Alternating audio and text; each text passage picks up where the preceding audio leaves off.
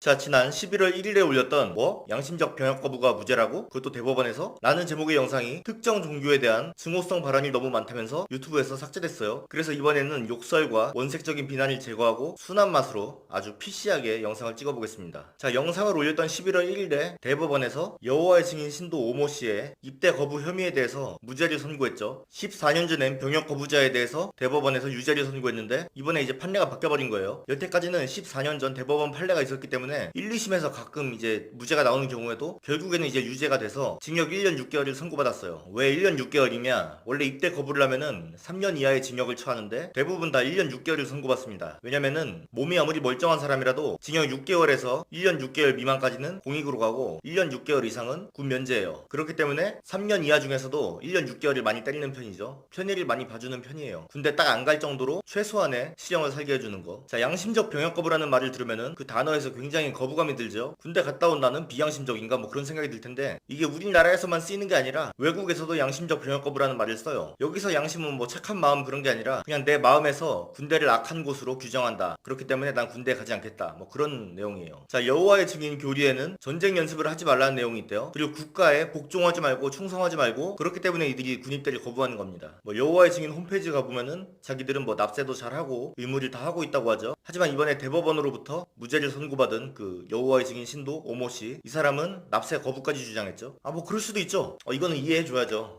자, 그러면 군대도 안 가고 감옥도 안 가면 이 사람들은 어딜 가냐? 아직 이제 확정이 안 됐지만은 대체 복무라는 걸 하게 됩니다. 원래 이제 자유한국당에서 44개월 동안 지뢰찾기를 시키자 그렇게 이제 제안을 했는데 문재인 정부가 안 된다, 너무 가혹하다, 24개월에서 36개월 정도로 하고 지뢰찾기 같은 거 시키면 안 되니까 소방이나 교정직으로 보내자. 아, 역시 문재인 대통령은 인권 변호사 출신이라서 그런지 굉장히 너그럽고 자비로워요. 완전 칭찬해줄만 하죠.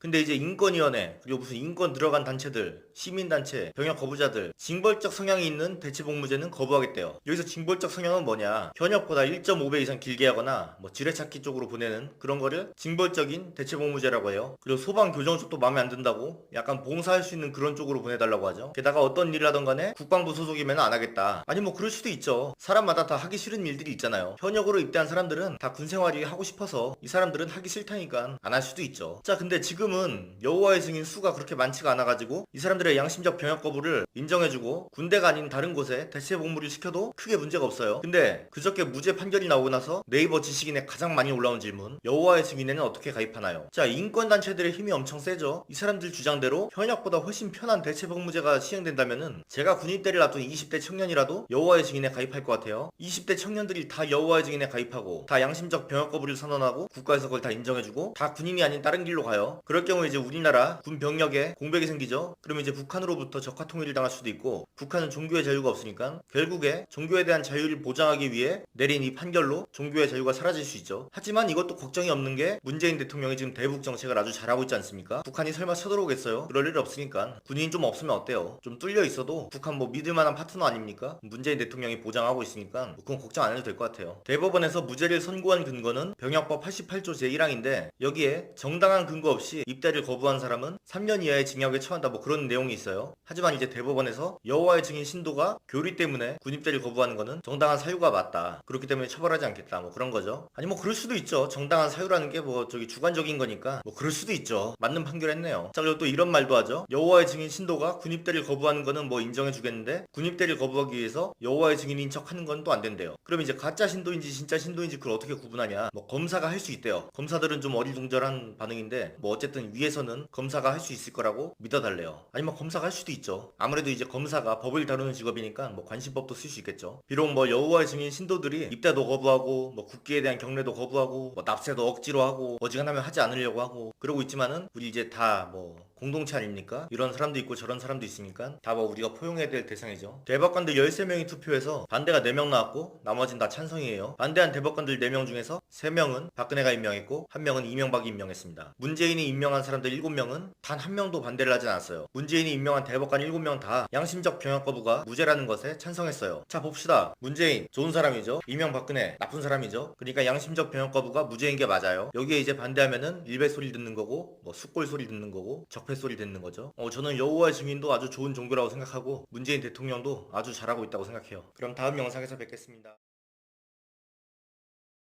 자, 지금 이수혁 폭행 사건 관련해서 새로운 내용의 기사가 나오고 있죠. 세계일보에서 단독 기사를 2개나 냈어요. 경찰이랑 얘기해보니까 우리가 알고 있던 거랑 아주 다른 얘기들이 있더라고요. 일단 이 이수혁 사건에 대해서 그 메갈련이 처음에 썼던 글을 한번 읽어볼게요. 현재 입원 중이고 겨우 정신 차려서 글을 씁니다. 11월 13일 새벽 4시경 이수혁의 한 맥주집에서 있었던 일입니다. 언니와 둘이 맥주를 마시고 있었는데 옆 테이블의 커플이 지속적으로 저희를 쳐다봤습니다. 언니와 둘이라는 표현 때문에 여태까지 모든 사람들이 다 친자매로 알고 있었어요. 기사에서도 뭐 자꾸 자매라고 하니까 친언니랑 술을 마셨나 보다 이렇게 생각하고 있었는데 아니었던 거지. 경찰은 A씨와 B씨가 이전부터 알던 사이는 아니고 해화역 시위에서 알게 된 사이라는 사실도 확인했다. 친자매도 아니고 원래 알던 사이도 아니고 그냥 해화역 시위에서 보원 결의를 한 그런 사이였던 거죠. 해화역 시위, 그 여성 인권을 위한 시위에서 페미니스트들이 외쳤던 시위 구호가 있죠. 육정구 한남충, 소추소심, 제기해 이런 구호를 외치고 다녔죠. 어쩐지 그 둘이 술집에서 하던 얘기 해화역 시위의 축소판이에요. 이 친자매 같은 두 여성은 절대로 별난 페미니스트가 아니에요. 왜곡된 페미니스트도 아니고 변질된 페미니스트도 아니에요. 그냥 보통의 평범한 페미니스트입니다. 원래 페미니스트라는 게 이런 운동을 하는 사람이에요. 아닌 것 같죠? 지금 뭐 페미니스트 관련된 사이트들 다 가보세요. 워마드, 뭐 여성시대, 쭉방 어디든 좋으니까 다 가보세요. 이 여자들의 잘못에 대해서 꾸짖는 사람이 하나라도 있는지 다 이수영 메갈련들을 응원하고 있어요. 자, 뭐 뒤통수에 상처가 났다는 거는 이 둘 중에 언니고 최초에 글을 쓴 건 동생인데 언니가 맞는 장면에 대해서 묘사한 글을 한번 읽어드릴게요. 언니는 한 명이라도 못 도망가게 붙잡는다며 잡았고 남자는 도망가려고 뿌리쳤습니다. 입구 계단 쪽에서 격렬하게 밀쳤습니다. 계단에서 밀지 말라고 계속 얘기를 했지만 남자들은 계속해서 뿌리치고 밀치며 도망을 가려 했고 한 남자가 언니를 발로 차서 언니는 그대로 공중으로 날아서 계단 모서리에 뒤통수를 박았습니다. 발로 차서 공중으로 날아서 뒤통수를 박았다.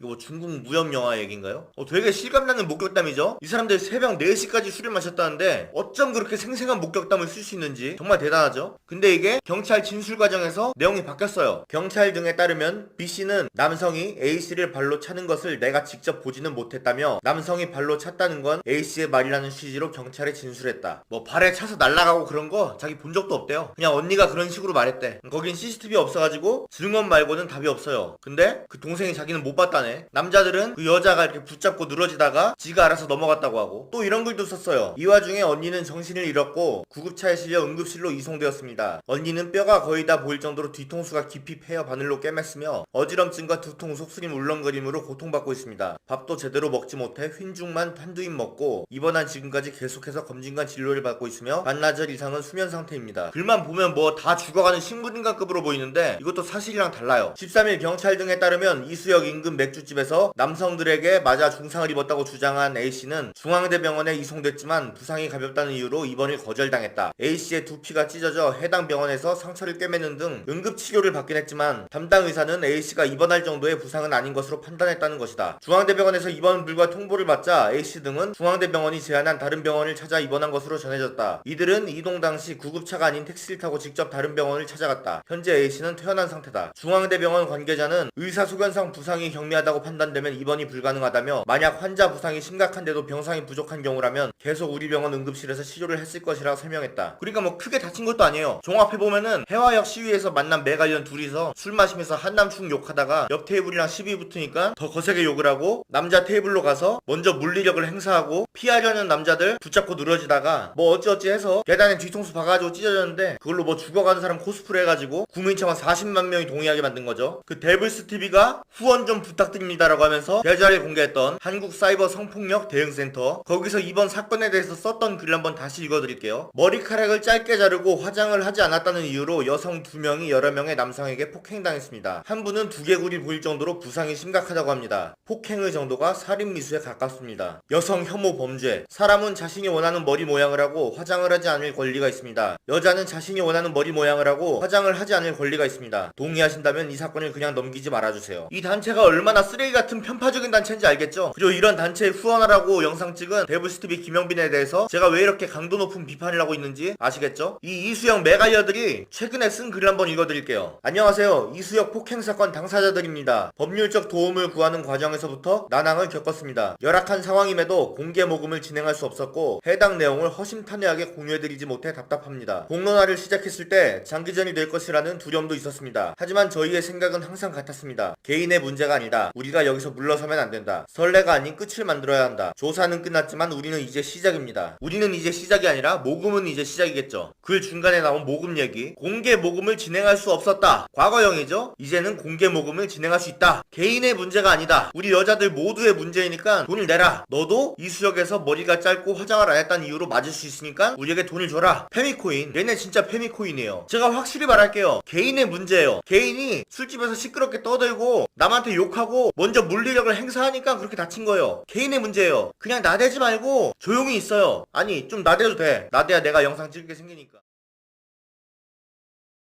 자, 지금 아까 영상에 비해서 굉장히 분노 조절이 잘 되고 있는 상태예요. 그 사이에 무슨 일이 있었길래 이렇게 톤다운이 됐을까? 아까 영상에서 슈퍼챗이 좀 많이 터져가지고 갑자기 기분이 좋아졌어요. 특히 한 번에 100달러 쏴주신 분 대단히 감사합니다. 자, 이수역 폭행 사건 뉴스 자주 보시는 분들은 알겠지만은 점점 진실이 드러나고 있죠. 처음에 그 피해자라는 여자가 쓴 글 내용, 자매끼리 이수역 인근 공주비어에서 조용히 그냥 술을 마시고 있었을 뿐인데 자기들이 탈코르셋을 해서 머리를 이렇게 좀 짧게 밀었다는 이유로 옆에 커플들이 쳐다보고 수근거려가지고 시비를 걸고, 그래서 이제 말다툼을 하다가 그 여자친구가 나가자고 해서 둘은 나갔고, 그 시비 과정에서 이제 고성이 오가자 전혀 상관없던 남자 테이블에서 시비를 걸었고 자기들의 짧은 머리와 화장 안 한 얼굴을 가지고 욕을 먹었으며 신체적 폭행까지 당했다고 했죠. 밀쳐가지고 계단에 뒤통수를 박았는데 두개골이 보일 정도로 파였다고. 그런데도 남자 경찰들은 같은 성별인 남자들 편만 들어서 무고한 피해자인 여자들도 쌍방 가해자로 입건시켰다고. 공감해줄 수 있는 여경이 없었다면서 불만을 표했죠. 이 글이 퍼지고 여초 카페에서 여성 특유의 공감 능력으로 순식간에 뭐 청원이 40만 명 다 돼가고 있죠. 자, 근데 상식적으로 새벽 4시까지 술을 마신 여자가 과연 맨정신일까요? 잔뜩 취했을 거라고 보는 게 타당한 의심 아닙니까? 그런데 그 여자가 되게 구체적으로 상황을 묘사하고 있어요. 특히 대화 내용을 굉장히 잘 기억하고 있죠. 따옴표까지 막 써가지고 뭐 커플 남자는 이런 말을 했고 남자 테이블에서는 뭐 이런 말을 했고 대화 하나하나와 상황을 모두 다 기억하고 있어요. 말이 됩니까? 새벽 4시까지 술 마신 사람이 그 상황을 대화까지 다 기억한다고요? 그냥 자기 뇌피셜로 재구성한 거겠죠. 자, 여초 카페에서는 이런 반응이었어요. 아니 대체 여자는 왜 가해자로 입건되었냐? 여자들이 하는 말을 봐라. 일방적으로 욕을 먹고 밀쳐져가지고 다치고 피해자일 뿐인데 왜 여자까지 쌍방 가해자로 입건시켰냐? 자, 상식적인 사람이라면은 이런 생각을 안 하고, 아, 경찰이 여자를 가해자로 입건시킨 거 보니까 저 여자도 뭔가를 했겠구나. 저 여자가 쓴 글이 모두 진실은 아니겠구나. 이렇게 생각합니다. 새벽 4시까지 술을 먹어서 취한 매갈련과 경찰 중에서 누가 더 신뢰가 가나? 아니 이건 상식의 문제 아닙니까? 아까 이제 남자 측인지 목격자인지가 찍은 영상 그 뭐 6.9cm 어쩌고저쩌고 하면서 남성 성기를 큰 소리로 비하하고 있었죠. 너네 돈 6.5cm. 그 영상만 봤을 때도 저 상황에서 직접적으로 때리지 않은 게 다행이다. 나였으면 때렸을 것이다. 보통 이런 생각을 하는데 여초 카페는 아니 세상에 맞을 짓이라는 게 어딨냐. 여자들은 끼켜봤자 입만 털었는데 남자들이 밀친 게 잘못 아니냐. 왜 물리력을 행사하냐. 뭐 그런 반응이었어요. 근데 이제 반전이 나옵니다. 서울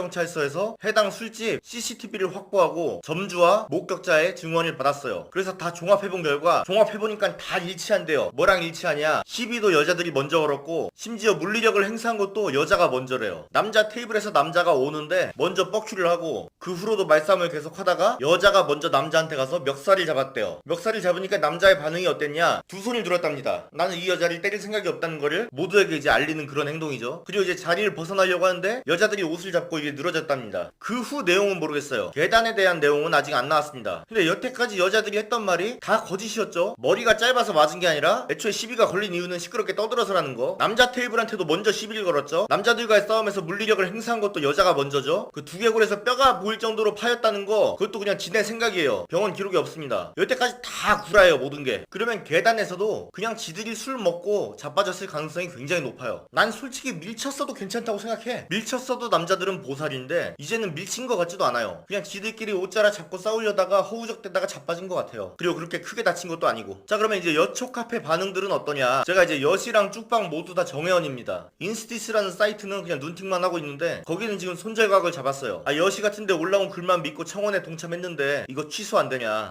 뭐 뒤늦게라도 잘못된 걸 알았으면은 다행이죠. 여기는 그나마 그래도 갱생 가능한 사이트. 여시, 쭉방 손절 안 해요. 처음에는 짧은 머리를 했다는 이유로 때리는 게 말이 되냐 이러다가 나중에는 먼저 욕을 했다는 이유로 때리는 게 말이 되냐, 지금은 멱살 좀 잡았다고 그렇게 심하게 밀치는 게 말이 되냐. 아니 여긴 진짜 답이 없어요. 그나마 이제 약간 개념 있는 애들, 개념이 있으면 애초에 여초카페를 안 하겠죠. 약간 개념이 약간 남아있는 애들, 그런 애들이 쓴 글을 보니까 이수혁 사건 관련해서 약간 다른 의견을 말하고 싶은데, 그러니까 여기서 다른 의견이라는 거는 여자 두 명에게도 약간 뭐 잘못이 있지 않느냐 뭐 그런 의견이겠죠. 그런 글을 쓰고 싶은데 다구리 당할 게 무서워서 못 쓰겠다는 거예요. 그런 글이 올라왔어요. 거기에 이제 공감하는 사람 한 3명 있다면은 이런 글도 2차 가해라는 반응이 한 7명. 마지막 댓글이 와 이 정도의 글만 써도 다구리 당하는구나 그거였어요. 여초카페가 원래 이래요. 여성이 피해자면 당연히 나서고 여성이 가해자라도 나섭니다. 보호해야 된다고. 그 홍대 몰카녀 남자 누드 사진 찍어가지고 유포한 명백한 범죄자잖아요. 근데 그 지금 범죄자를 위해서 시위하고 있지 않습니까? 해화역에서. 피해자뿐만 아니라 가해자일지라도 같은 여자니까 일단 쉴드부터 치고 보는 거죠. 보도보 그 홍대 몰카녀를 쉴드 칠 때는 아니 남자 몰카범도 많은데 왜 이 여자 가지고만 난리냐 이런 거였고, 지금 이 술집에서 난동 부린 여자들을 쉴드 치는 거는 아니 남자들도 술집에서 성희롱 많이 하지 않냐, 앞으로 그런 남자들 다 대가리 깨부시고 다녀도 되냐, 뭐 그런 논리로 쉴드 치고 있어요. 그러니까 진실이 뭔지는 우리끼리 중요한 거지 여초카페에선 전혀 중요한 문제가 아니에요. 거기 그 6.9cm 영상 퍼지고 그러니까 반응이 이래요. 아니 그 영상 보고 왜 이렇게 난리지? 난 오히려 아무 말도 못하고 그냥 욕만 먹은 줄 알았는데 그렇게라도 공격한 거 보니까 속이 시원하던데 더 지지하게 되던데 왜 난리지? 뭐 그런 반응이었어요. 먼저 멱살 잡았다고 하니까 상여자래. 전에 뭐 이런 것도 있었죠. 어떤 사람이 상습적으로 노상방뇨하다 걸려가지고 그 좀 자제해달라고 문자가 온 거예요. 그걸 이제 캡처해서 인터넷에 올렸는데 그게 퍼져가지고 여초카페에 갔어요. 그랬더니 거기에 한남충들 더럽다고 제기하라고 온갖 남성에 대한 욕설이 가득 찼어요. 근데 알고 보니까 그 노상방뇨한 사람은 여자였던 거예요. 그게 밝혀지고 나서 댓글에 글쓴이에 대한 욕이 가득 찹니다. 왜 성별을 표기 안 했냐고. 남잔 줄 알고 욕했는데 여자를 욕한 게 되지 않았냐. 여자였으면 욕을 안 했을 텐데. 애초에 그냥 남자는 악, 여자는 선 그렇게 정해놨기 때문에 누가 뭘 했고 그런 사소한 진실은 중요하지 않아요. 페미한테. 래퍼 산이가 그 이수혁 술집에서 그 여자들이 뭐 6.9cm 하면서 욕하고 있는 영상을 자기 페이스북에다 올렸어요. 그랬더니 거기에 막 메갈련들 몰려와가지고 2차 가해다. 지금 국민청원 글이 하나 새로 올라왔죠. 불법 촬영물로 2차 가해하는 남래퍼 산이의 처벌을 청원합니다. 참여 인원이 놀랍게도 15,180명. 그거 뭐 그냥 술 취한 여자들 말만 믿고 청원에 동의하는 사람이 40만 명 있는 나라에서 뭐 신기할 것도 없는 일이죠. 민주당 국회의원은 경찰청장한테 그 남녀 커플이나 남자들이 그 여자 둘에게 기분 나쁜 일을 하지 않았냐고 거기에 중점을 맞춰가지고 조사해달라고 요구했어요. 진짜. 자, 지금 영상 하단을 보시면은 유료 광고 포함이라는 문구가 적혀 있을 거예요. 그러니까 이 영상에는 광고가 들어있습니다. 근데 굉장히 자연스럽고 순식간에 지나가기 때문에 뭘 광고한지는 여러분들이 알기 힘들 거예요. 다 같이 한번 찾아보는 재미도 있겠죠. 자, 본론으로 들어갑시다. 여성분들 회사 다니면서 남자 직원이 있는 회사 굉장히 불편하지 않습니까? 남자 직원이 여자 직원보다 우수한 게 뭐가 있어요? 정수기통 나르는 거 그거 말고 뭐가 있습니까? 1년에 한 번씩 뭐 예비군 간다고 빠지고 그럼 남은 일들 다 뭐 여직원한테 하라는 거예요 뭐예요? 입사할 때도 남자만 막 우선적으로 뽑지 않습니까? 승진도 남자 먼저 시키고 월급도 남자가 더 많이 받는다고 하죠. 그리고 남자 직원이 있으면은 몰카도 찍고 성추행도 하고 성희롱도 하고. 여대생들이 괜히 여대가 좋다고 하는 게 아니에요. 같은 공간에 남자가 있으면은 불쾌한 일이 생길 수밖에 없어요. 자, 그러면 이 문제점을 어떻게 해결하냐. 어우 갑자기 배가 고파가지고 잠깐 밥 좀 먹어야겠어요. 자, 과연 뭘 먹을 것인가. 무슨 영화 마지막 장면 같지 않습니까? 빛을 향해 걸어가는. 한국인이라면 역시 밥이죠.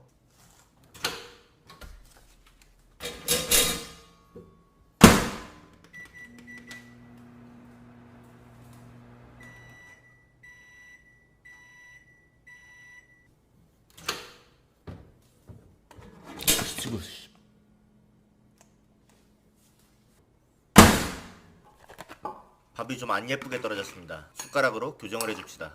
오늘의 주인공은 바로 임간의 연어장. 제 페북 보신 분들은 알겠지만은 이게 7통째예요. 광고하려고 먹은 게 아니라 먹다 보니까 광고하게 된 케이스. 이번에도 이제 2개 주문했는데 그중 하나 이미 다 먹어가지고 이제 장만 남아있고, 이건 이제 영상 찍으려고 억지로 남겨놨는데 그새 또 못 참고 조금 먹은 상태입니다. 연어 양이 엄청나요. 저는 이제 이걸 밥에 비벼 먹어요.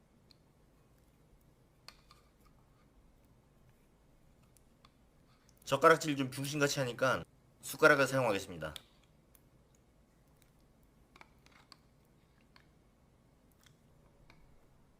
짠! 여기에 이제 버터를 넣어서 비벼 먹으면은 짠맛도 잡아줘요.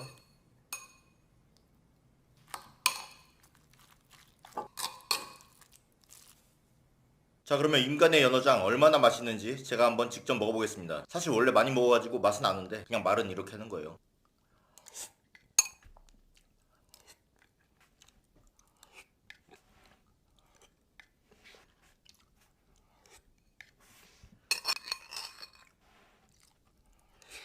뭐 맛에 대한 설명은 안 할게요. 그냥 맛있어. 그럼 되지. 무슨 맛이 나고 뭐가 중요해요. 존나 맛있어 그냥. 최고. 자, 그러면 아까 하던 얘기를 한번 이어서 해봅시다. 남자와 함께 일하는 회사에서는 그런 불쾌한 일이 생길 수밖에 없어요. 이걸 어떻게 해결하냐? 여자들만의 회사를 만들면 됩니다. 페미들이 주장하는 것 중에서 여자가 남자보다 훨씬 똑똑하고 우월하다는 게 있죠. 뭐 무슨 시험 보면은 수석을 다 뭐 여자가 차지한다던가, 무슨 염색체 단위부터 남자가 더 미개하다고 하죠. 그러니까 그런 똑똑한 여자들이 회사를 만드는 거예요. 회사를 만들고 거기에 이제 여자 직원만 채용하는 거죠. 또 페미들이 주장하는 것 중에서 보도뽀라고 있죠. 남자보다 똑똑한 여자 사장과 남자보다 똑똑한 여자 직원이 만났다? 거기에다가 남자들은 자적사라고 해서 서로 이제 싸우고 견제하고 그러는데 여자들은 보도뽀라서 서로 이제 도와주고 상생하고 그러죠. 그럼 그 시너지가 대체 얼마나 클까? 상상도 안 되지 않습니까? 남자 직원이 없으니까 성범죄도 뭐 일어날 일이 없어요. 게다가 우리나라는 공공기관에서 여성이 대표로 있는 기업의 물건을 우선적으로 사야 한다는 그런 규정이 있어요. 그러니까 얼마나 좋습니까? 하는 거라고는 꼰대집밖에 없는 미개한 한남충이 대표로 있는 그런 회사보다 우월한 여자가 대표로 있는 회사니까 훨씬 더 뭐 좋겠죠? 또 술만 먹으면 성매매하러 가는 한남충들 직원으로 둔 회사보다 우월한 여자 직원이 있는 회사가 더 잘 돌아가겠죠? 거기에 보도뽀라서 사장은 직원을 위해서 월급을 많이 줄 테고 직원은 사장과 동료들을 위해서 일을 더 열심히 하겠죠? 거기에 공공기관에서 여성기업이라고 물건을 더 우선적으로 사주고 정말 최고 아닙니까? 근데 지금 왜 이런 회사가 없느냐? 이게 다 사회와 남자들이 코르셋을 씌워놔서 그래요. 여자가 사업하면 잘 안 된다는 그런 코르셋 때문에 지금 여자들이 창업을 못하고 있는 거예요. 그러니까 여자라고 안 된다는 생각을 버리고 괜히 막 남자들이 득실득실거리는 그런 회사 가지 말고 직접 창업을 하세요. 그리고 여자 직원을 뽑으세요. 무조건 대박납니다. 남자가 사장으로 있는 그런 회사는 다 남자들만 갈 테니까 여자들은 여자들만의 기업을 만들어서 여자들끼리 이제 운영하는 거예요. 좋지 않습니까? 어떻게 남자보다 훨씬 더 우월한 여자가 미개한 한남충 밑에서 일을 하려고 해요. 벌써부터 막 이재용이 긴장하는 소리가 들리네요. 자, 오늘 영상 요약하면은 인간의 연어장 맛있다. 자, 지금 보수 정치인 유튜브 채널 중에서 가장 핫한 채널이 홍카콜라 TV죠. 근데 민주당에도 홍카콜라가 있다고 합니다. 바로 대구 중구의 홍준현 구의원인데 제가 왜 이 사람을 민주당의 홍카콜라라고 하는지 기사를 한번 읽어드릴게요. 한겨레 기사입니다. 민주당 구의원 성매매 여성 3살 버릇 여든까지 막말. 한겨레 기사에서 막말이라고 칭하는 거 보니까 민주당 의원인데 개념 발언을 했다는 건 사실을 알 수 있죠. 더불어민주당 홍준현 대구 중구의원이 성매매 여성 자활 지원금 제도에 반대하며 성매매 여성을 비하하는 발언을 해 논란이 일고 있다. 여성단체는 홍 구의원이 비하와 혐오성 발언을 했다고 주장하며 민주당 대구시당을 항의 방문했다. 여성단체에서 항의를 하는 거 보니까 이 사람이 정말 옳은 말을 했나봐요. 성매매 여성들에 대한 지원을 반대했다고 합니다. 벌써부터 너무 멋지지 않나요? 홍 구의원은 지난달 20일 오전 11시 제253회 중구의회 제2차 정례회 제4차 본회의에서 성매매 여성들의 자활 지원금을 놓고 자유한국당 의료구화 대구 중구청장과 언쟁을 벌였다. 그러니까 자유한국당 중구청장이 성매매 여성들한테 지원을 하자고 말하는 거고 민주당 구의원이 반대를 하는 거예요. 그 자유한국당 구청장 발언은 성매매 여성들에게 지원금을 줘야 된다는 입장인데 굳이 이런 쓰레기 같은 입장을 읽어가지고 여러분들의 시간이 날리고 기분을 나쁘게 하지 않을게요. 그냥 우리는 민주당의 홍카콜라 얘기만 들읍시다. 본 의원은 혈세가 낭비되고 있다고 이야기를 드리는 거고 구청장님 지금 41명이 자활 프로그램으로 자활한다 칩시다. 3살 버릇 80까지 간다고 젊어서부터 땀 흘려 돈을 안 벌고 쉽게 돈 번 분들이 2천만원 받고 난 다음에 재활에서 자활교육 받고 난 다음에 또다시 성매매 안 한다는 그런 확신도 없는데 저는 그게 혈세 낭비라고 생각을 하고 최저임금 7,530원을 받으려고 이른 아침부터 밤늦게까지 일하는 동시대 여성 노동자들의 공분을 불러일으키는 정책이라고 생각을 합니다. 어떻게 생각하십니까? 구청장님께서는 여성들이 인권을 유린당하면서 성을 판다는 이야기를 하시는데 제가 아는 한도 내에서는 전부 자발적으로 들어온 사람입니다. 자발적으로 카드값 못 막아서 선금 받고 들어온 사람들이 대부분이거든요. 구청장이 조사를 안 해봐서 모르겠다고 하니까 중구청에서 그런 것도 조사를 하셔야지요. 그냥 사진만 찍고 다닙니까? 구청장이 이번에는 개인적인 신상을 조사하는 게 좀 그렇다네요. 개인적인 신상이 아니고 자활 프로그램을 마련하고 국비가 2천만원씩 혈세가 2천만원씩 들어가는데 그 정도는 파악을 하셔야 되죠. 제가 그 동네 54년 살았습니다. 저도 알 만큼 아는 사람인데요. 답변을 두루뭉술하게 하시면 안 됩니다. 자, 이제 막말이 어디서 나오느냐? 안 나와요. 지금까지 내용이 끝입니다. 지금 들으신 거 중에서 막말이라고 생각되는 게 있으세요? 나도 좀 황당해요. 민주당 구의원이 막말을 했다길래 나 민주당 싫어하니까 구의원 막말한 거나 까야겠다. 이번엔 또 어떤 쓰레기 같은 말을 했을까? 한겨레가 썼네? 한겨레에서도 실도 못 칠 만큼 그런 쓰레기 같은 말을 했나보다. 그러고 찾았는데 이게 전부예요. 근데 이게 막말이랍니다. 성매매 여성이 2천만원을 받고 또 성매매를 하면 어떡할 거냐? 성매매 여성에게 지원금을 주는 게 혈세 아니냐? 성매매 여성 자발적으로 들어온 거다. 카드값 못 막아서 몸 파는 거다. 이게 어떻게 막말이에요? 팩트지. 근데 이 말을 듣고 대구 경북 여성단체 연합에서 민주당 대구시당에 항의 방문을 했어요. 구의회 본의회장에서 성매매 여성들에 대한 성차별적이고 반인권적인 비하와 혐오 발언을 반복한 홍준현 구의원에 대한 즉각적인 조치와 당 차원의 대책을 요구한다. 이런 말을 했다고 합니다. 자, 근데 민주당 대구시당의 반응이 어떻냐? 사실 저 구의원과 같은 입장에서 만약에 대구시당이 말했으면은 저는 민주당을 다시 한번 봤을 것 같아요. 대통령은 패미에 빠져있는 미친놈이지만은 그래도 밑에는 약간 희망의 씨앗이 자라고 있구나, 뭐 이런 생각으로 나중에 한번 뭐 이렇게 투표를 할 때도 우리 동네 민주당 정치인도 저기 대구시당의 홍준현처럼 멀쩡한 사람이 아닐까, 민주당이지만 한번 좀 괜찮은 사람인지 봐야겠다, 뭐 이런 생각을 할 수도 있었을 것 같은데 민주당 대구시당은 이런 반응을 보였어요. 당 소속 홍준현 중구의회 구의원의 성매매 여성 비하 혐오성 발언에 대해 더불어민주당 대구광역시당은 매우 부적절하고 반인권적인 발언이라 생각하며 그 책임을 통감하고 이 일로 충격과 상처를 받으신 모든 분들께 깊이 사죄드린다, 이렇게 말만 하고 끝난 게 아니라 그 홍준현 구의원에 대해서 징계 처리를 하겠다고 합니다. 그러니까 민주당에도 멀쩡한 정치인은 있어요. 저번에 그 서울시 여성 시의원도 그렇고 멀쩡한 정치인이 있긴 있는데 정당의 기조 자체는 쓰레기라는 거. 뭐 그렇다고 해서 자유한국당이 멀쩡한 정당이라는 건 아니에요. 지금 나경원 하고 있는 짓거리 보면은 오히려 거기가 더 쓰레기 같아. 자, 근데 여기서 끝났으면은 제가 이 홍준현 구의원에 대해서 콩카콜라라는 말을 안 했겠죠. 더불어민주당 대구시당에서 뭐라고 하든지 간에 홍준현 의원은 사과하지 않겠다고 말했답니다. 시당의 입장과 달리 홍 의원은 사과할 일이 아니라고 당과 다른 목소리를 냈다. 상무위원회가 열리면 자신의 입장을 분명히 밝혀 시시비비를 가리겠다고 물러서지 않았다. 홍 의원은 자신의 발언이 예산 낭비가 없는지를 살펴야 하며 혈세를 제대로 쓰자는 취지였다고 설명했다. 자신이 성매매 직결지 일명 자갈마당 주변에서 생활하기 때문에 속사정을 잘 알고 있으며 지원금 집행 과정의 문제점을 지적했을 뿐이라고 뜻을 굽히지 않았다. 이와 함께 열심히 일하는 여성들이 대접받아야 하며 성매매 여성들을 지원할 경우 형평성 문제가 생기지 않겠냐고 반문했다. 홍준현 의원은 여성을 폄하하려는 의도는 없었으며 혈세와 형평성 문제를 지적했을 뿐이다. 사과를 하면 불법을 저지르고 있는 사람들에게 고개를 숙이는 것이다 라고 말했다. 그냥 빠꾸 없는 상남자죠. 뭐 원조 홍카콜라보다 더 시원한 것 같아요. 우리 동네 살았으면은 난 다른 사람 공약 같은 거 보지도 않고 그냥 이 사람 뽑았을 것 같아. 근데 민주당에서 이 사람한테 징계를 준다고 하죠. 쓰레기 더미에서 꽃이 피었는데 그 무참히 짓밟아버리는 그런 상황. 홍준현 구의원님 응원합니다. 제가 응원하는 게 도움이 될지 욕이 될지 모르겠는데 어쨌든 간에 저는 응원해요. 여러분들도 홍준현 의원 발언에 공감한다면 댓글에 응원하는 내용을 적어주세요. 뭐 큰 의미는 없을지 몰라도 저렇게 싸우는 사람 입장에서 굉장히 큰 힘이 될 것 같아요. 다시 한번 응원합니다. 자, 지금 구독자 40만이 다 돼가는 유튜버가 하나 있죠. 원래 본노잼이라는 이름을 쓰다가 노잼보스로 바꾼 남자 유튜버입니다. 원래 컨텐츠는 캠 켜놓고 공부하는 것밖에 없었어요. 경찰 시험을 준비 중이었다죠. 근데 그냥 공부하는 모습 캠만 켜놨는데 어떻게 그렇게 구독자가 많냐. 잘생겼으니까. 존나 잘생겼어요. 그냥 아무 말도 않고 공부만 하는데 여자 팬들이 잔뜩 생겨. 그리고 이번에 시험 떨어진 계기로 아예 그냥 유튜버가 되기로 결정했죠. 그래서 지금 구독자가 한 39만 5천 명인가 그럴 거예요. 이렇게 막 탈 쓰고 막 열심히 하는 저 같은 경우에는 이제 14만이 다 돼가는데 저분은 그냥 컨텐츠 없이 얼굴만 보여줘도 40만. 이게 부럽냐고요? 전혀요. 네, 사실 부럽습니다. 아무튼 이건 저의 열등감을 말하고자 하는 게 아니라 이분이 얼마 전에 사과문을 올렸어요. 아니, 이분이 뭘 잘못했길래 과연 사과문을 올렸나. 사과문을 올렸다면 뭔가 잘못을 저질렀다는 거겠죠. 어떤 잘못을 저질렀는지 한번 영상으로 봅시다. 좋아하는 여자 이상형은 깻잎 머리가 잘 어울리는 가정적인 여자입니다.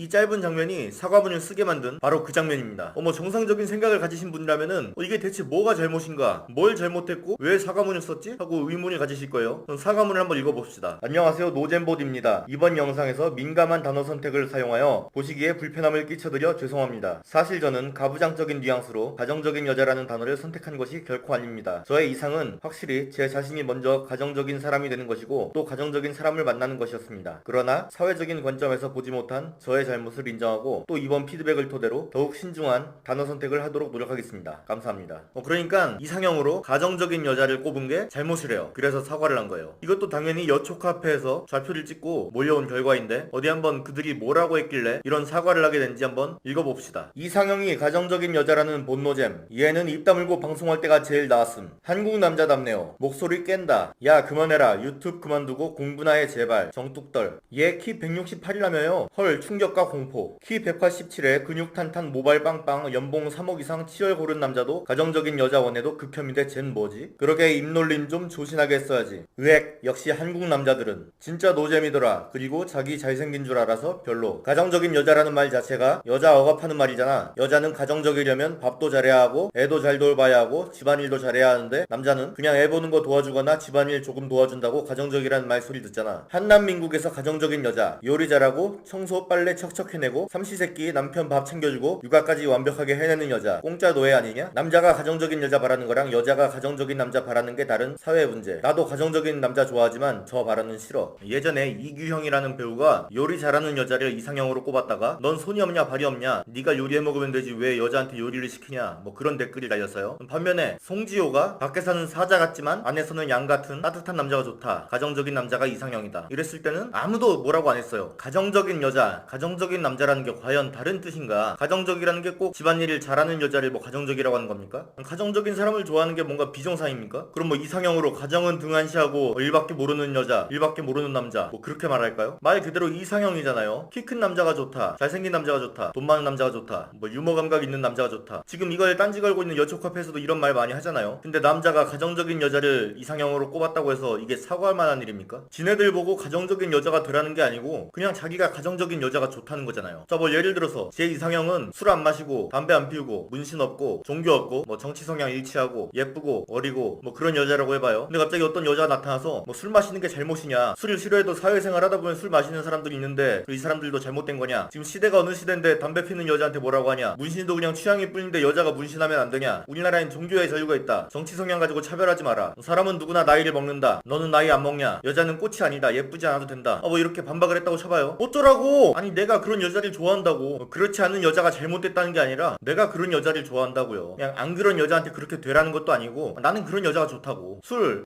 마시는 게 잘못은 아니죠. 근데 내가 싫어해요. 나도 안 먹고. 담배 여자라서 피우지 말라는 게 아니라 내가 안 피우니까. 난 남자도 담배 피우는 사람 싫어요. 문신 나도 없어. 종교 난 없는데 있는 사람 만나면 피곤하니까 싫다고. 정치 성향이야 다르면 맨날 싸우니까 싫고. 누가 뭐 늙은 여자가 잘못됐다고 합니까? 내가 어린 여자가 좋다고. 못생긴 여자한테 성형하라고 했어요? 내가 예쁜 여자가 좋다고. 아니 이상형도 말 못해요? 지들은 뭐 맨날 강동원이 이상형이다, 박보검이 이상형이다 그지랄하면서 가정적인 여자가 이상형이라는 말도 이해를 못해요? 뭐 이상형으로 남자 얼굴 안 본다던 여자 연예인들 이나영, 원빈이랑 결혼했죠. 고소영, 장동건이랑 결혼했고 수지, 이민호랑 사귀었죠. 뭐 이런 마음에도 없고 남들이 보기에 착해 보이는 그런 이상형을 말해야 되는 겁니까? 자, 여초 카페에 이런 글이 올랐어요. 긍정적이고 밝은 여자가 이상형이라는 남자들의 심리. 남자들은 하나같이 긍정적이고 밝은 여자가 이상형이라고 말하지만 이 말을 잘 뜯어보면 나보단 좀 못하고 밑에 있지만 거기에 불만이나 문제의식을 갖지 않고 마냥 좋다고 헤헤거리며 행복회로 돌리는 여자를 만나고 싶다는 의미. 그러니까 뭔 말을 해도 남자가 무슨 이상형을 말하면은 딴지를 걸어요, 씨발년들이. 그러면 긍정적이고 밝은 여자를 이상형으로 꼽는 남자가 잘못된 거면 매사에 부정적이고 어두운 여자를 이상형으로 꼽아야 정상적인 남자입니까? 미친년들이죠. 애초에 이런 거 가지고 딴지 거는 여자 자체가 어떻게 남자 주제에 이상적인 여자를 꿈꿀 수 있냐 뭐 그런 거 같아요. 자, 여기서 영상을 끝내면 또 뭐 여성 혐오 유튜버니 뭐 어쩌니 그럴 거예요. 저도 이제 개념 유튜버가 되기 위해서 마지막으로 제가 생각하는 이상형을 말하고 갈게요. 저는 뚱뚱하고 못생기고 나이 많고 다른 남자랑 동거도 좀 많이 해보고 낙태 경험 있고 클럽 자주 다니고 술고래에 담배는 물론 대마초까지 손대고 집안 살림은 내팽개치고 놀러다니는 거 좋아하는 그런 여자가 이상형이에요.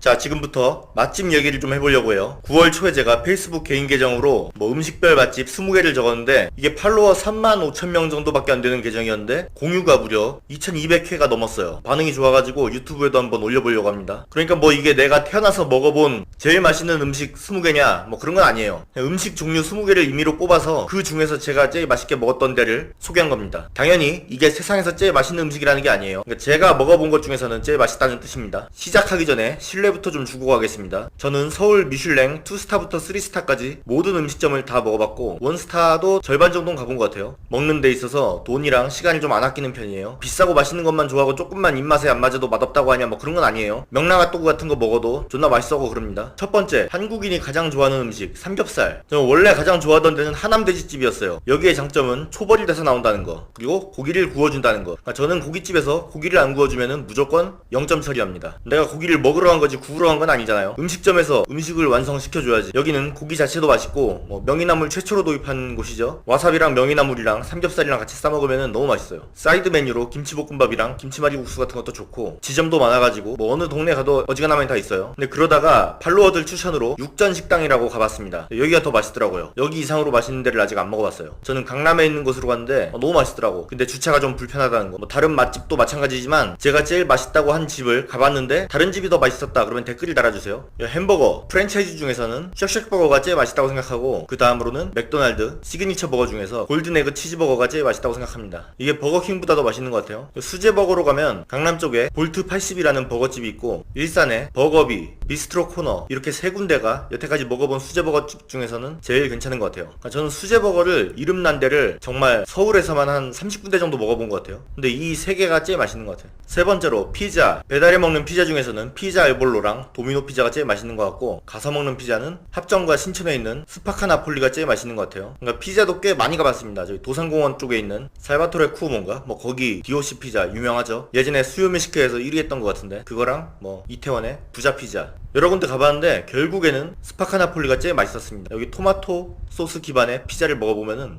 화덕 피자가 이렇게 맛있었고 뭐 그런 생각이 들어요. 네 번째 초밥. 저는 초밥을 아주 좋아해요. 그래서 정말 많은 곳에서 먹어봤습니다. 조선호텔, 스시조, 신라호텔, 아리아케, 한국의 미스터 초밥왕으로 유명한 스시효, 서울 미슐랭 가이드에서 유일하게 이름을 올린 스시코지마, 도쿄 긴자 미슐랭 원스타, 이와 뭐 이름 난데 많이 가봤어요. 되게 1인분에 30만원 넘는 것도 먹어보고 뭐 이것저것 정말 다 먹어봤는데 결과적으로 하나만 뽑자면 일산에 있는 스시카메입니다. 여긴 디너가 13만원 밖에 안 해요. 강남에서 30만원 이상 주고 먹는 것보다 여기가 더 맛있어요. 갈 때마다 너무 맛있어가지고 소름 돋아요. 진짜 100% 예약제. 점심이 아마 6만 5천원인가? 그럴 텐데 저같이 잘 먹는 성인 남성도 굉장히 배부르다고 생각돼요. 저녁 같은 경우에는 점심 때 식단을 좀 조절해서 위를 좀 비워놓고 가야만 다 먹을 수 있을 정도. 뭐 근데 양으로 승부한 집은 아닙니다. 가성비로 승부한 집도 아니고 그냥 존나 맛있고 존나 잘 줘요. 다섯 번째 디저트. 이게 연희동인가 연남동인가 모르겠는데 더 플레이트 디저트라고 있어요. 여기가 저는 다른 데랑 비교할 수도 없이 독보적으로 맛있다고 생각합니다. 메뉴 하나하나가 다 특이하고 처음 먹어보는 맛이 나요. 다 색다르고 잘 꾸며놨고 사진 찍기도 좋고 맛도 너무 좋아. 좀 비싸요.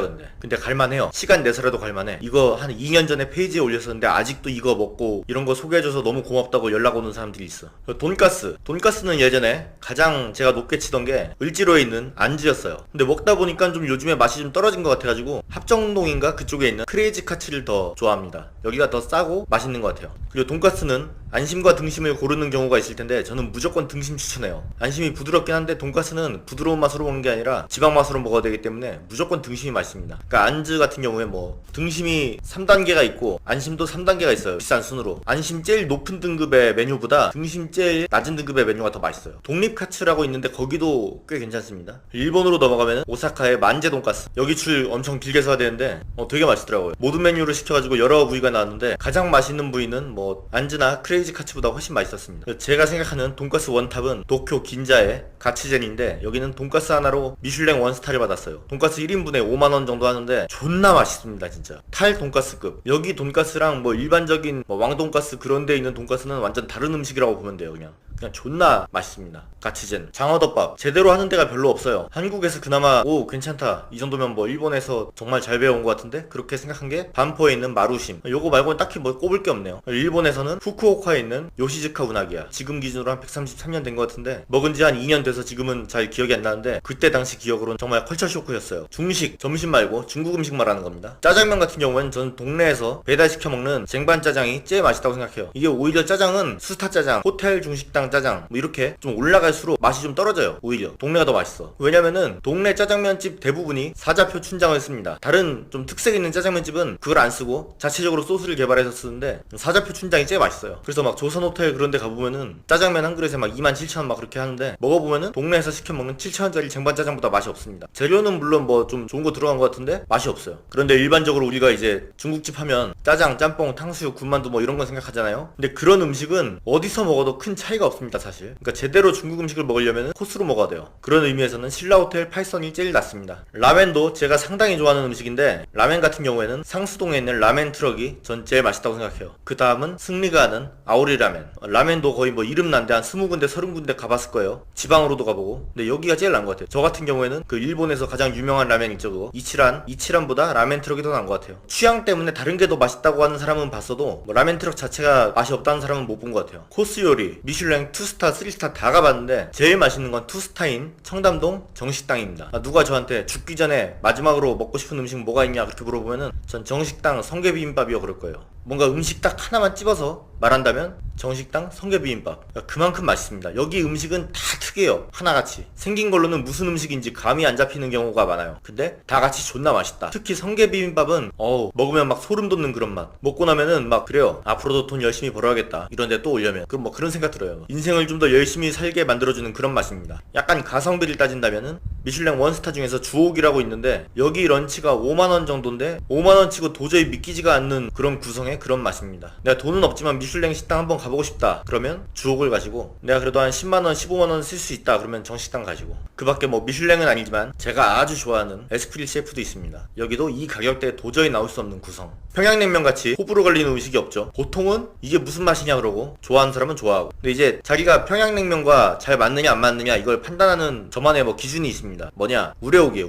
우레옥을 가서 먹어보고 이게 무슨 맛이냐 그러면은 다시는 평양냉면을 안 먹어도 됩니다. 이게 다른 데랑 비교도 안 될 만큼 육수가 굉장히 진해요. 근데 여기서 이게 무슨 맛이야 하고 맛을 못 느끼면은 다른 데 가면은 물에다가 면탄 맛 납니다. 그렇기 때문에 우레옥 가서 먹을만 하다 싶으면 좀 다른 데 가봐도 되고, 이건 좀 아니다 싶으면은 다시는 평양냉면을 안 먹어도 됩니다. 저 같은 경우에 우레옥 순면에 제육으로 바꿔서 먹는데 이렇게 먹으면 되게 맛있어요. 근데 여름엔 좀 안 가는 편입니다. 사람이 너무 많고 온도에 따라서 맛이 좀 바뀌기 때문에 여름엔 좀 아닌 것 같아요. 소고기집도 학생들이 다니는 그 무한리필집이랑 제대로 하는 집이랑은 아예 다른 음식 수준으로 맛이 다릅니다. 저의 최소 기준은 1인분에 그래도 3만원은 넘어야 먹을만한 소가 나온다 뭐 그렇게 생각해요. 3만원대에서 제일 괜찮은 데는 창고 43. 여기 다 구워주는 것도 있고 소고기 자체가 되게 맛있어요. 고기는 주로 창고 스페셜을 주문하는데 여기 3만원대에서 제일 맛있는 것 같아요. 그리고 여태까지 먹어본 것 중에서 제일 비싸고 맛있던 거는 여의도에 있는 온팡집. 남자 둘이서 먹었는데 40만원 좀 안 나왔습니다. 이거 내가 냈어요. 그래서 아직도 기억나고 있어. 여기 사장이 고기에 대한 자부심이 엄청 강해요. 듣다 보면 재밌어. 밑반찬은 좀 별 볼 일 없는데 고기 덩어리 가져와서 막 즉석에서 썰어서 굽는데 맛이 아주 좋습니다. 오사카에는 야끼니쿠 이치라고 있어요. 여기가 제가 제일 좋아하는 소고기집인데 이치보라는 메뉴가 있습니다. 홍두깨살이라고 해야 되나? 한국에서는 이제 육회, 장조림 그런 용도로 쓰이는 살코기인데 여기 홍두깨살은 뭐 어떻게 되는지 모르겠는데 기름기가 뭐 등심 수준이에요. 구워 먹어보면 한국에서 뭐 4, 5만원짜리 하는 소고기랑 맛이 차이가 하나도 없습니다. 근데 가격이 만원이라는 거. 저 혼자 6인분까지 먹어봤어요. 그래서 이렇게 됐습니다.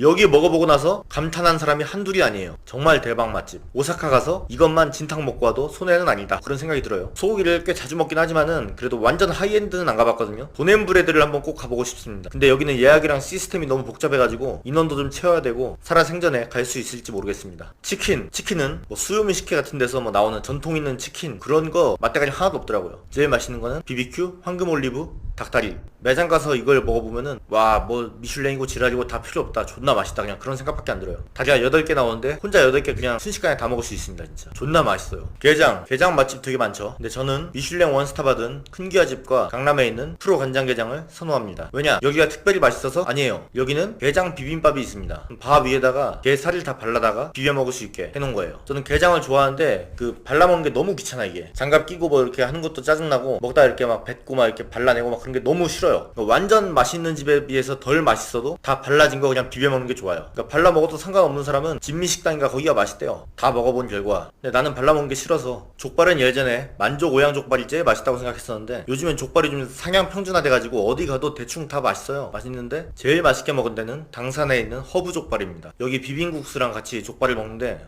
되게 잘 어울리더라고요. 뭐 이름난데 서울 몇 대 족발집 뭐 그런 거 다 먹어봤는데 전 여기가 제일 나았습니다. 요 돼지갈비는 봉피향, 소갈비는 벽제갈비. 존나 비싸고 맛있고 여기 두 군데는 별로 이견이 없을 거예요. 그냥 존나 비싸고 존나 맛있습니다. 칼국수도 이름난 거 거의 다 먹어봤어요. 연희동 칼국수, 베테랑 칼국수 다 먹어봤는데 일산 칼국수 본점이 최고입니다. 여기는 뭐 너무 알려져서 주말 낮 같은 경우에 주차 요원만 한 10명 있어요. 줄도 막 2-3시간 서야 돼요. 여기를 줄 안 서고 먹으려면 아침에 열대 오거나 포장해 가거나 그렇게 먹어야 됩니다. 닭이랑 바지락이랑 둘 다 들어있는데 너무 맛있어요. 여기는 칼국수 그 이상. 자, 여기까지 정리해봤는데 개수를 세보면은 20개가 안 될 거예요. 원래 20개라고 했었는데.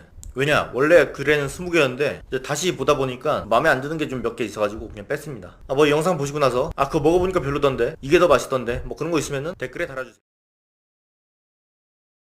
자, 지난 영상에서 했던 맛집 추천에 이어서 이번에도 음식 사진 하나 없는 맛집 얘기를 하려고 해요. 저 같은 경우에 술, 담배를 전혀 하지 않습니다. 마약을 하는 것도 아니고 요즘엔 게임도 안 하고 사람을 만나는 일도 거의 없고 유일하게 이제 즐거움을 찾는 게 먹는 거예요. 응머머먹지라는 맛집 페이지를 운영하면서 아니 그 전부터 먹는 거에 대해서 굉장히 시간과 돈을 아끼지 않았습니다. 근데 이제 많은 경험을 해보다 보니까 뭔가 깨달은 게 있어요. 근데 뭐가 됐든 마찬가지겠지만은 저 혼자만의 생각일 수도 있고 다른 사람은 공감을 못할 수도 있어요. 그냥 제가 그렇다는 말이에요. 몇 가지 경험을 한번 먼저 얘기해 보겠습니다. 2017년 3월에 제가 친구랑 함께 파주 영텔이라는 곳에 갔습니다. 왜냐? 라면을 먹기 위해서죠. 차로 한 3-40분 간 것 같아요. 뭐 라면 한 그릇 먹으러 왜 여기까지 왔냐 그럴 수도 있는데 생활의 달인에 이 집이 나온 거예요. 현금만 받지만 되게 저렴한 가격에 할머니 할아버지가 운영하는 이름 없는 가게인데 소 기름으로 어떻게 해가지고 라면을 만든다는데 굉장히 맛있다는 거예요. 건더기도 되게 많이 들어있고. 그래서 친구와 함께 방송 다음날 바로 갔습니다. 갔는데 줄이 진짜 엄청나더라고요. 가게는 한 6명 정도 들어갈 수 있는 크기인데 사람은 한 50명이 넘게 있었어요. 50명이 뭐야 한 100명도 넘게 있었다. 근데 뭐 줄이 빠지지도 않고 들어가는 손님도 없고. 근데 알고 보니까 이게 음식점이 아니라 그냥 가정집인데 무허가로 불법으로 개조를 해서 음식을 팔던 거라서 방송 이후에 구청에서 단속이 왔대요. 그래서 영업을 안 하던 거였어요. 뭐 나중에 다시 재방문해서 먹어보니까 일반적으로 집에서 끓인 라면보다 뭐 많이 맛이 있더라고요. 그래봤자 라면 맛이긴 한데 아무튼 이날 같은 경우에는 공쳤습니다. 기껏 멀리 왔는데 아무것도 못 먹고 그냥 돌아가게 생긴 거예요. 근데 그 전날 방송했던 생활의 달인에 라면집만 나온 게 아니라 강원도 춘천에 있는 뭐 중국집이 하나 나왔어요. 그것도 재밌게 봐서 그 자리에서 친구와 함께 강원도 춘천으로 떠났어요. 몇 시간 동안 운전해서 춘천 도착했는데 하필 점심 영업이 끝났을 때예요. 그때 굉장히 고민이 됐는데 그냥 손절하고 돌아가느냐 아니면 여기서 딴 거라도 먹느냐 저녁까지 기다리느냐. 그래서 고민하다가 그냥 춘천 시내에서 돌아다니며 기다리기로 했습니다. 돌아다니다가 춘천하면 역시 막국수가 유명하죠. 꽤 이름난 막국수 집에 들어가서 막국수를 먹었습니다. 그냥 뭐 막국수 맛이었어요. 예전에 춘천에서 닭갈비도 먹어봤는데 그냥 닭갈비 맛이더라고요. 아무튼 오후 4시까지 기다려서 드디어 그 생활의 달인에 나온 중국집에 갔습니다. 그리고 그 생활의 달인에서 극찬한 사천밥이라는 메뉴를 먹었어요. 맛이 없더라고요. 그렇게 맛있진 않네 그런 게 아니라 그냥 맛이 없어요. 다 못 먹고 그냥 나왔어. 뭐 거기 주인 할머니가 남편을 떠나보내고 힘들게 아픈 몸을 이끌고 열심히 만든다는 스토리까진 좋은데 스토리가 아무리 좋으면 뭐합니까? 음식이 맛이 없는데 기름값이랑 톨비랑 이것저것 생각하면은 기회비용을 떠나서 한 10만원 정도 쓴 것 같은데 굉장히 가슴이 아팠습니다. 그리고 또 TV에서 자주 나오는 음식 메뉴가 있죠. 떡볶이. 뭐 그냥 대충 만들어도 될 것 같은데 굉장히 막 공을 들여서 떡부터 막 요상한 재료가 다 들어가고 국물에는 막 뭐 비싼 재료 막 어마어마하게 때려놓고 뭐 인근 주민들이 인터뷰해보니까 뭐 이런 맛 어디서도 못 먹어본다고 막 그런 얘기하고. 그런데 보이는 데마다 뭐 친구랑 다 갔어요. 뭐 제일 멀리 간 게 부산 떡볶이 하나 먹으러 부산까지 가고 막 대구까지 가고 그랬어요. 근데 이렇게 해서 먹어보신 분들은 다 알겠지만은 떡볶이에 무슨 지랄을 해도 떡볶이는 그냥 떡볶이 맛입니다. 오히려 뭐 이렇게 개지랄을 하면서 만들어봤자 뭐 아딸 조스 떡볶이 그런 거보다 맛이 없어요. 그게 뭐 방송 나올 때는 뭐 열심히 만들고 평소에는 그렇게 안 만든다 뭐 그런 얘기도 있는데 뭐 그런 걸 다 떠나서 그냥 맛이 없습니다. 전주 사람한테 맛집 추천받는 방법 요즘에 떠돌고 있던데 전주 사는 친구한테 야 나 전주 왔는데 줄 서가지고 조점래 순댓국밥 먹으려고 그렇게 말하면은 존나 열심히 맛집에 대해서 알려준다고 하죠. 그거 먹지 말라고. 전주는 뭐 식도락 여행으로 꽤 유명하니까 저도 이제 전주에 한 2-3번 갔는데 가서 뭐 이름 난 데도 먹어보고 현지인들이 추천하는 걸로도 먹어봤는데 맛이 없어요. 맛이 없다기보다는 뭐 서울에 비해서 맛있다는 걸 못 느끼겠어. 뭐 전라도 음식이 맛있다 뭐 그런 얘기 하지 않습니까? 나는 뭐 밑반찬이 많이 나오는 것까지는 알겠는데 맛있는진 모르겠어요. 그냥 좀 간이 세서 맛있게 느껴지나 뭐 그 정도지. 뭐 전라도 음식이 다른 지역에 비해서 맛있다 뭐 그런 생각은 안 들어요 또. 그리고 해외 얼마 전에 싱가포르랑 태국을 다녀왔어요. 뭐 태국의 음식 유명한 거 있지 않습니까? 팟타이, 뿌파퐁 커리. 뭐 현지에서 맛있게 먹은 사람도 있겠지만은 제 입맛에는 하나도 맛이 없었어요. 그냥 여행 갔다 와서 한국 생 어거스틴에서 먹은 왕새우 팟타이랑 뿌파퐁 커리가 훨씬 맛있었어요. 위생적이고. 저는 수도권에 살기 때문에 음식점 리뷰하는 거 보면 다 수도권이에요. 근데 이제 이걸 하다 보니까 지방에 사는 사람들이 쪽지를 보내요. 진짜 너무 맛있어 보여서 그거 먹으러 서울 가려고 하는데 메뉴 뭐 시켜야 되냐 뭐 그런 쪽지가 많이 왔어요. 뭐 서울에 여행 온 김에 그것도 먹으러 오는 거면 좋은데 그냥 그걸 먹으러 여행 오는 거는 저는 다 반대했습니다.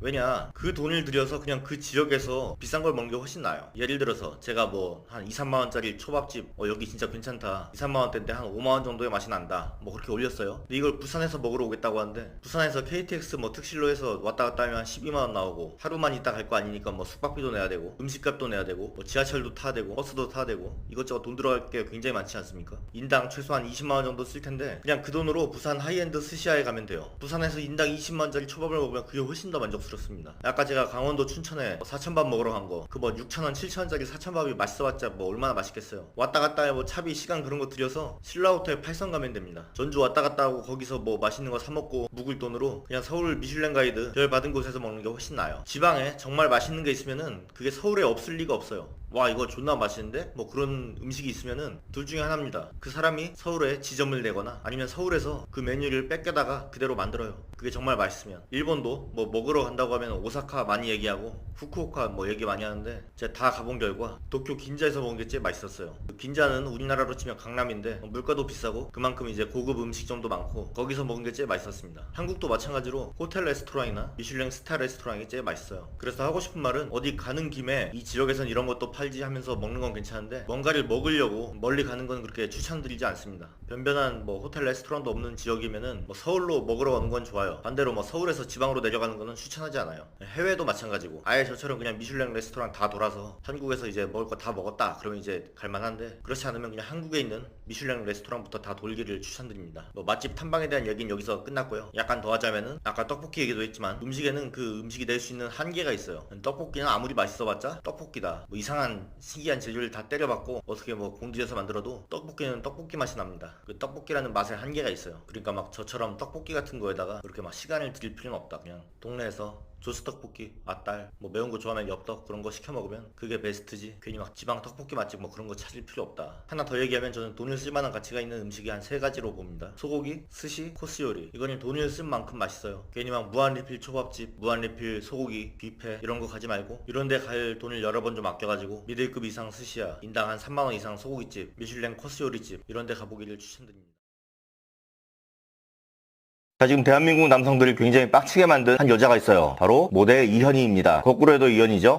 이현이라는 사람이 그 과거에 뜨거운 사이드라는 팬미 방송에서 이런 말을 했다고 해요. 남성들이 여성 징병제를 하자고 하는 게 사실 진짜로 우리나라 안보를 걱정해서 그러는 것 같지는 않다. 전쟁 나면 큰일 날 것 같아서가 아니라 왜 나만 가? 너도 가? 이런 마음에서 여성도 징병을 하자고 하는 것 같다. 좋은 말로 인구 절벽, 병력 감소로 포장했지만 사실 속내는 아닌 것 같아. 이게 이제 2017년 방송에서 했던 발언인데 최근에 어떤 남자가 이현희 인스타에다가 댓글을 달았대요. 현재 분단 국가이고 국민이면 당연히 국방의 의무를 다해야 하는데 왜 다른 이유가 있냐고 이야기를 하냐. 그건 잘못된 언행. 그랬더니 이제 이현희가 이런 답변을 합니다. 이 댓글을 지금 봤다. 이런 논쟁이 없다가 최근에 여성도 군대에 가자고 하는 진짜 이유가 뭐냐. 시대가 변했는데 남녀 임금 격차가 아직도 OECD 국가 중 1위다. 여성을 대신해 남성이 가사와 육아를 도맡아 하고 있느냐. 아무래도 나와 다른 시대를 살고 있는 것 같다. 여성이 사회로 나와서 남성과 동등한 대우를 받아야 국방의 의무도 동등해질 수 있다. 지금 남성들만 군대에 있어 국가안보가 위험했냐? 난 군대를 안 가봐서 모른다.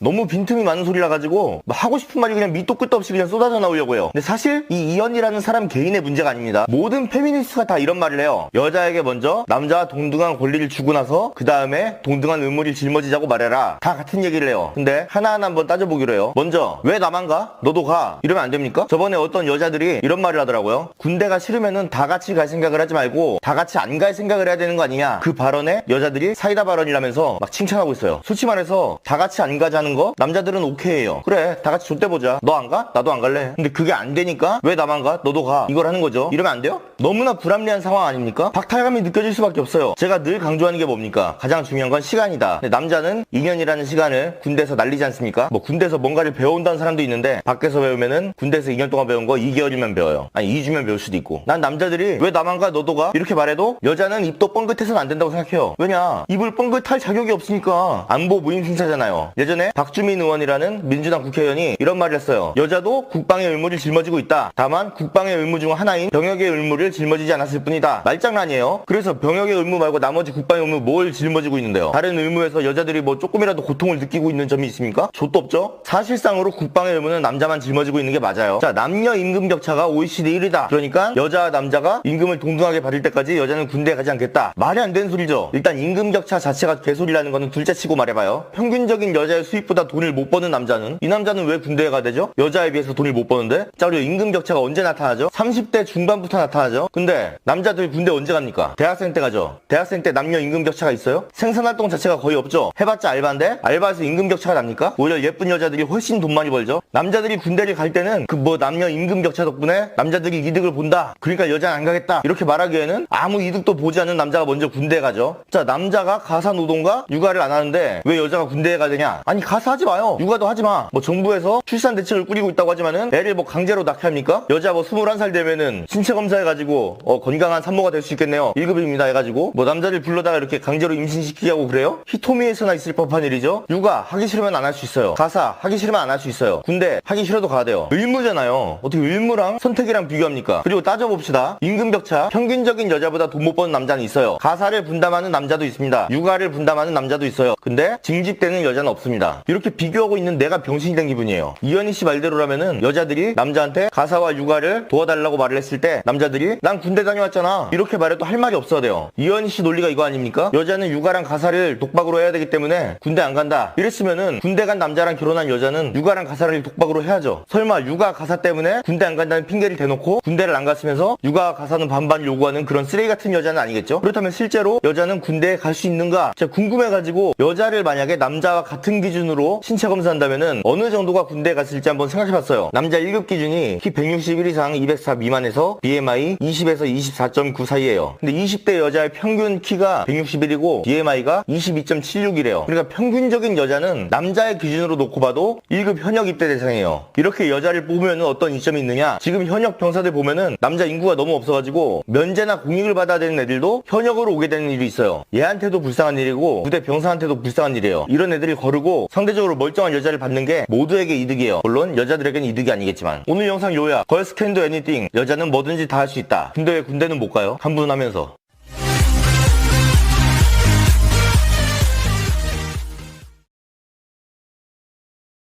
자, 지금 굉장히 이슈가 되고 있는 사건이 있죠. 바로 서강대학교 국제인문학부 언어 성폭력 사건이에요. 제가 전에 그 양팡 다이소 사건 메일로 제보받아가지고 영상을 찍었다고 하지 않았습니까? 그 이후로 메일 보내도 안 읽는 줄 알았는데 알고 보니까 다 읽고 있었구나. 메일로 소재 보내면은 영상 만들어주는구나. 뭐 이런 게 박혔는지 이 사건 다뤄달라고 메일이 엄청나게 많이 왔어요. 근데 그 메일이 오기 전에 이미 썸네일은 만들어놨습니다. 저 원래 영상 찍기 전에 썸네일을 먼저 만들거든요. 원래 어제 저녁에 올리려고 했는데 그 세월호 영상이 만드는데 너무 오래 걸렸어요. 자료 정리부터 편집까지 해서 한 20시간 정도 걸린 것 같아요. 그래서 어제 못 올리고 지금 올리게 됐습니다. 자, 언어 성폭력 대체 무슨 사건일까? 한번 내용부터 읽어보겠습니다. 2018년 3월 1일 섹션 회원들이 소개팅에 대한 얘기를 주고받는 중 18학번 김땡땡이 피해자에게 피해자와 여성 동기들을 지칭하며 너 정도면 얼굴이 괜찮다. 우리 섹션 여자애들 정도면 다 예쁜 거다 라며 외모 평가 발언을 행하였다. 이와 같은 사건이 2018년 11월 22일 성평등 주체에게 신고되어 대책위원회가 구성되었다. 상식적으로 지금 납득할 수가 없는 내용인데 계속 읽어볼게요. 처리 결과 피해자 요구사항 사건 공론화 및 입장문 작성. 사건 공론화를 위해 본 문서는 국제인문학부 학생의 페이지에 게시되며 사건에 대한 비판과 동시에 문화 환기를 위한 입장문을 국제인문학부와 7섹션 등 여러 단위의 공동명의로 발표한다. 섹션 내 공간 분리. 섹션 구성원으로서 피해자의 기본적인 권리를 위해 가해자의 섹션 활동은 정지된다. 이하는 피해자의 졸업까지로 하며 섹션 행사 참여, 학교활동 참여, 섹션방 출입, 섹션 학생회의 직책 등 섹션에서의 모든 공식적인 활동 참여가 제한된다. 성평등 상담실 교육 이수, 사건 재발 방지 및 성인지 감수성 향상을 위해 가해자는 서강대학교 성평등 상담실에서 진행하는 대면 교육 및 사이버 교육을 이수한다. 사과문 작성, 가해자는 가해 사실에 대한 사과, 재발 방지 및 요구사항 이행을 위한 약속, 2차 가해 방지를 위한 약속을 담은 사과문을 작성한다. 이게 과연 예쁘다는 말을 한 사람한테 요구할 수 있는 내용인지 의문점이 굉장히 들긴 하는데 일단 넘어가 봐요. 이건 그냥 피해자의 요구사항이니까 이행 결과 및 특이사항, 피해자의 요구사항에 따른 사과문 작성이 완료되었고 사건 공론화 및 성평등 상담실 교육 이수에 동의하였으나 섹션 내 공간 분리의 경우 가해자의 불복으로 이행되지 않고 있다. 대책위원회에 지속적인 공간 분리 요청이 있었으나 공론화 개시 시점 전 섹션 오프라인 회의에 참석한 사실이 확인되어 이에 대한 즉각적인 정정을 요청하였다. 사과문의 경우 피해자가 받아들일 수 없는 내용에 대한 수정을 요청하였으나 이 또한 이행되지 않고 있다. 섹션 내 공간 분리 말고는 다 받아들였대요. 예쁘다는 말을 했다는 이유로 저런 요구를 받았는데 그 가해자라고 지목된 사람이 받아들였대요. 근데 이 사람이 쓴 사과문이 피해자에게 마음에 들지 않는데 뭐라고 썼나 한번 읽어봅시다. 3월 1일 섹션 행사에 제 동기들과의 대화에서 미팅 얘기가 나와서 자연스럽게 여자 얘기가 나왔습니다. 그러면서 제가 우리 여자 동기들도 예쁘다라고 말하였습니다. 이것이 칭찬으로 들릴 수도 있지만 몇몇 사람에게는 비교하는 말로 들릴 수 있다는 것을 생각 못한 제 잘못입니다. 그때 당시에 술도 먹으면서 분위기에 취한 경솔한 발언이었던 것 같습니다. 그 사건 이후 저는 반성하면서 그런 언행을 하지 않기 위해 노력했습니다. 그리고 이 사건 처리 이후에 피해자를 따로 불러 비난하거나 뒤에서 뒷담을 한다거나 이 사건에 대한 언급을 하지 않겠습니다. 또한 교양 이수를 잘할 것이며 이런 비슷한 일이 다시는 일어나지 않도록 노력하겠습니다. 다시 한번 이런 일이 일어난 것에 대하여 죄송합니다. 피해자라는 사람은 여기에 어떤 부분이 마음에 안 들었을까요? 내용을 요약해보면은 동기들끼리 술을 마시다가 소개팅 얘기가 나와가지고 너 정도면 이쁘지, 우리 섹션 애들 정도면 다 이뻐, 이렇게 말했는데 그게 언어 성폭력이었다면서 8개월 뒤에 학교에다가 신고를 한 거예요. 놀랍지 않습니까? 8개월 뒤라는 게. 그동안 가만히 있다가 이쯤에서 드는 합리적 의심은 그땐 그냥 기분 좋게 칭찬으로 들었다가 8개월 사이에 뭔가 좀 사이가 안 좋아져서 에라 모르겠다, 미투나 하자, 뭐 그런 게 아닐까, 그런 생각이 드네요. 그냥 의심이에요. 뇌피셜입니다. 자, 몇 가지 관점에서 한번 생각해볼게요. 첫째로, 술 마시면서 소개팅 미팅 얘기하다가 외모 얘기가 나오는 게 부적절한가? 소개팅 미팅 얘기에서 빠질 수 없는 게 외모 얘기 아닙니까? 그냥 평상시에 그냥 밥 먹다가 너 정도면 예쁘지 이렇게 하면은 기분이 나쁠 수도 있어요. 뜬금없으니까. 이 새끼 나 좋아하나? 나한테 들이대는 거야? 뭐 그러면서 기분이 나쁠 수가 있어요. 아니 근데 예쁘다가 기분이 나쁠 수가 있나? 뭐 어쨌든 간에 맥락이 없이 그렇게 말하면은 기분이 나쁠 수가 있어요. 아니 있나? 잘 모르겠는데 아무튼 있다고 치고. 근데 소개팅 미팅 얘기하다가 외모 얘기가 나오는 거 굉장히 자연스럽지 않습니까? 내가 젠더 감수성이 부족해서 그런지 모르겠는데 별로 문제가 없어 보여. 자, 다음으로 너 정도면 예쁘다, 우리 섹션 애들 정도면 이쁘다, 이게 과연 기분이 나빠할 만한 말인가? 미러링을 한번 해볼게요. 어떤 여자가 저한테 이렇게 말했다고 생각해봐요. 오빠 정도면 잘생긴 편이죠.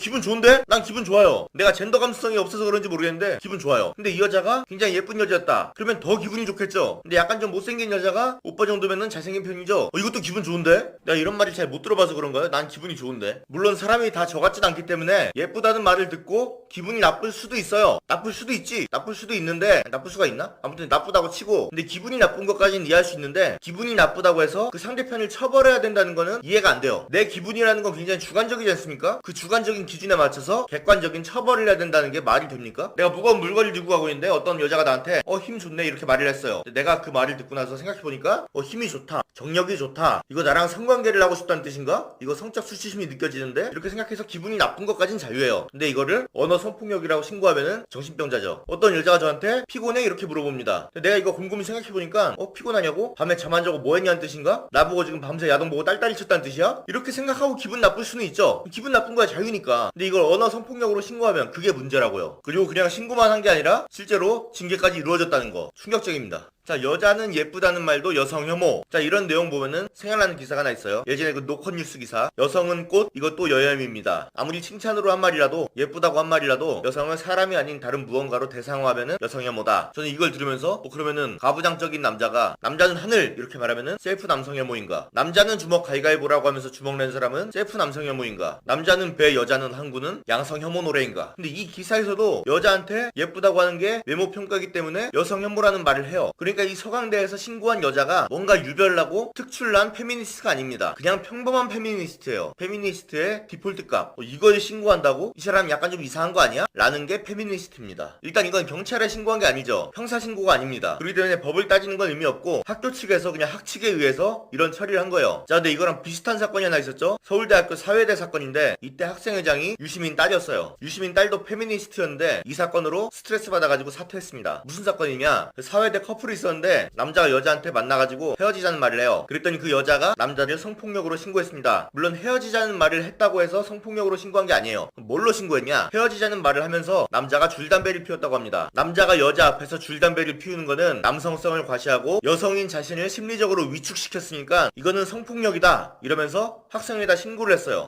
근데 그때 당시 학생회장이었던 유시민 딸, 아무리 페미니스트라도 여자 앞에서 담배 피웠다는 이유로 성폭력이라고 신고했는데 이걸 어떻게 처리해요? 그래서 그냥 반려했습니다. 반려를 하긴 했는데 남자한테 사과하라고는 했어요. 여자 앞에서 담배 피운 거에 대해서 사과하라고. 그래서 사과를 했습니다. 사과를 했는데 그 여자가 사과는 그냥 정치적이었던 거고 진심이 없다, 너 왜 이걸 성폭력으로 처리 안 하냐, 너도 가해자다, 그러면서 유시민 딸을 비난했어요. 그래서 그 여자는 그 담배 피운 남자한테 씨발 안경 박살내면 살인미수한데 나도 그러고 싶다, 그런 식으로 계속 위협적인 말을 했고, 이런 걸 언어폭력이라고 하고 이런 게 페미니스트예요. 아무튼 그걸로 유시민 딸이 빡쳐가지고 그런 족같은 학칙을 바꿔버렸어요. 바꾸고 자기도 스트레스 받아가지고 사퇴했습니다. 자, 서강대 학칙상으로 너 정도면 예쁘다, 우리 섹션 애들 정도면 예쁘지, 이런 말이 징계사유인가봐요. 그랬으니까 저렇게 했겠죠? 그렇다면 학칙이 잘못된 겁니다. 저게 어떻게 언어 성폭력이고 무슨 성평등 교육을 받아야 될 대상입니까? 사과문도 어이가 없고 그걸로 피해자가 졸업할 때까지 학생 활동을 못하게 하는 것도 이해가 안 돼요. 학칙상 징계할 수밖에 없다면은 그 학칙이 잘못된 거예요. 내가 볼 때 겉으로 화난 척 신고했지만은 속으로는 되게 흐뭇했을 거야. 오늘 영상 요야.